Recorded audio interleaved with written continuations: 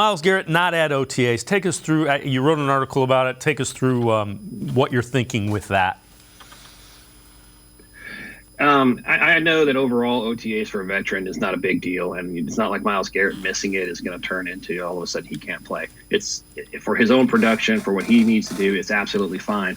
My whole take on it was, Myles wants to be a leader. I don't think that he really is. We kind of saw that last year when he was coming out. He was criticizing coaches, criticizing other players, and Kevin Stefanski was real quick to say Myles speaks for Myles. He didn't say Myles speaks for the team. Myles speaks for other players. He said Myles speaks for Myles.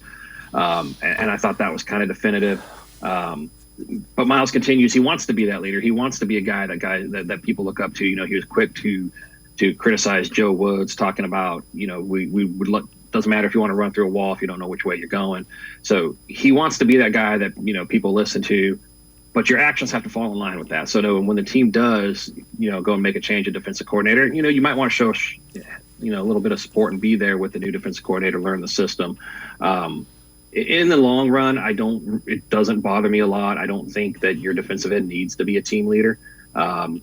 You got 53 guys on the team. You don't need 53 leaders. But I do believe that Myles wants his opinion to carry weight. I think he wants to be heard in the organization. And if that's what he wants, then he needs to let his actions line up with that as well and be there when it's not just when it's convenient for him.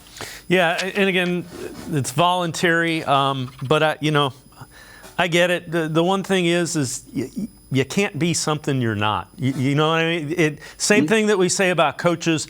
Players have to play what their personality is. Be who you are. And if you go out and you dominate on the field, people are going to follow you.